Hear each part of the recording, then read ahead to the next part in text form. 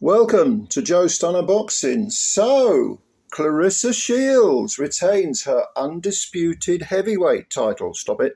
No laughing. Please. Decorum. Yes, undisputed heavyweight titles against LANI Daniels of New Zealand. And who is LANI Daniels before we go any further? Well, as I say, she's from New Zealand. She came in with 11 wins and one knockout. She had 2 defeats on her record. She's 37. She came in as the IBF light heavyweight champ. She weighed in just over 170, 170 and a half, 170 and a quarter, something like that. Claressa weren't a lot bigger. I think she might have been 174 and a bit. But if you look at Daniel's resume, it's a who-she sort of resume. In 2019, she had the 2 draws on her record were against a lady called Tessa Tuilevio, I think it is, Tuilevo. Never heard of this lady. She came in, Tessa did, with a 1-6 record and got back-to-back draws with LANI Daniels, majority in a split draw. And like I say, LANI has also lost a couple of 10-rounders. One was a split decision over girls that I'm not familiar with. This goes back. Her last defeat actually was in 2019. And against Claressa, she called herself the Smiling Assassin. She came in, beaming, and obviously this was in Detroit. It was in Little Caesars Arena in Claressa's hometown. So everyone was booing her. She didn't care. I'm just glad to be here. Look at me. Wee, wee, wee. And then the fight starts, and she ran like hell. For the first 2 rounds, she ran and she ran and she ran and didn't really land a punch, I don't think. And Claressa, stalking. At one point, arms wide, would you want to fight or not? She won the first round on a couple of jabs because that's all she could land, Claressa, because LANI was running so much. Second round, more of the same. And then in the third round, LANI briefly got Claressa on the ropes and landed, I think it was a pretty good left hook. And it was still Claressa's round, but from that point onwards, LANI kind of grew in confidence, and her team, her corner, were not very happy with her. They thought she was, underachieving, not doing enough. This was her big opportunity. These are 10 2-minute rounds, of course, so they fly by. I hate 2-minute rounds. But she suddenly got her skates on and thought, okay, I'm here. I might as well have a go. And you know what? The judges were, I think, 1 gave it a whitewash to Shields, 2 gave a round, I think, to LANI Daniels. I think I had it 97, 93. I gave Daniels, I might have been a bit too generous there. Don't get me wrong, Claressa won the fight, hands down, but I thought LANI won at least 2 rounds. And Claressa seemed a bit surprised, because to start with, you're thinking, is this going to be another Canelo-Williams Skull type of farce? But LANI Daniels, she, from the 4th round, 5th round onwards, she was standing there and having a good old go, letting her hands go. She's a tough, New Zealand girl. They got a lot of pride, got that sort of Joseph Parker type of attitude. I thought she was giving it a go, landing punches, standing right in front of Claressa. Claressa doesn't hit very hard. She hasn't got that one-punch pop at all.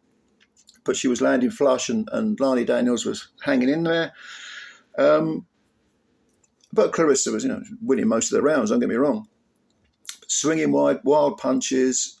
Daniels at certain points showed a lot of really good upper body movement and slipped and slid underneath Shields' rather crude hooked attacks. Shields loads up big time, and sometimes she throws from way out of the zone, way out of range. I've always felt with Claressa, she seems to think she's a puncher. She isn't, she's a highly aggressive pressure fighter who'll smother you. But LANI Daniels weren't being smothered. On the contrary, she was pushing Shields into the corner, onto the ropes. Shields was firing well off the ropes and out of the corner. But Daniels was still having some success, which is why I gave her a couple of rounds, 2 or 3 rounds, whatever it was. But no, it was with 10 2-minute rounds. She gave away the first 2 rounds, Daniels. You just can't do that. You just can't do it. It's a ridiculous thing to do. You're giving away a fifth of the fight before you've even thrown a punch. And Shields does not need, in our hometown, with judges that no doubt can hear the 20,000 people screaming and shouting or whatever it was, they don't need any convincing to give rounds to Claressa Shields. So you've got to do something. You've got to go and take the title. And in fairness, in the second half of the fight, LANI DANIELS, she was trying her hardest. She was trying her damnedest. She does not deserve to be mentioned in the same breath as, say, a William Skull, who just ran and ran and ran and did absolutely nothing. But I mean, I didn't listen to the pre-fight, post-fight interview. Sorry, I just can't listen to Claressa Shields at all. But look, as I've said before, the undisputed heavyweight champion. Okay, as I mentioned several months ago, there were a grand total of 17 female heavyweights in the world.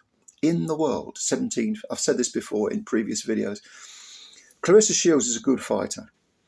What are you doing?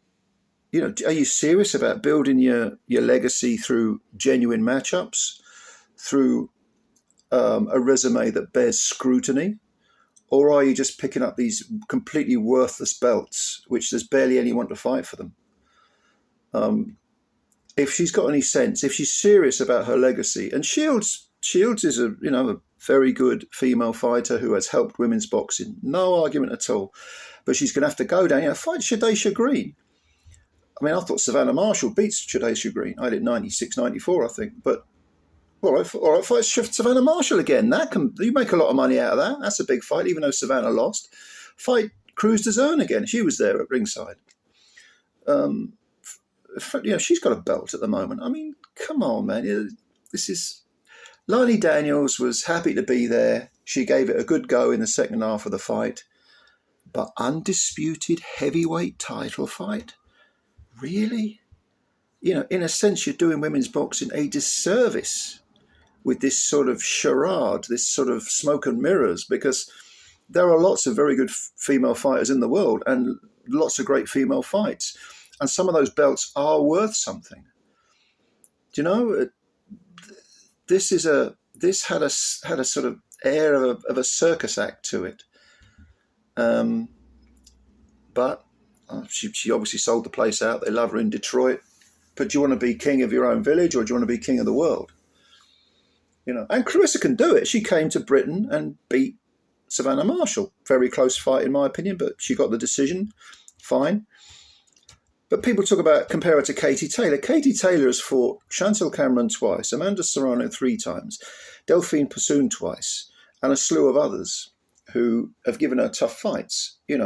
She has ducked absolutely no one, except you could possibly argue that she's trying to avoid Chantel for a third occasion, but that's about it. And even though she's got a defeat on her record, she reversed it. And sometimes greatness is measured on how you come back from adversity. As long as Shields keeps fighting in this weight division against no-hopers, she won't get beaten. But,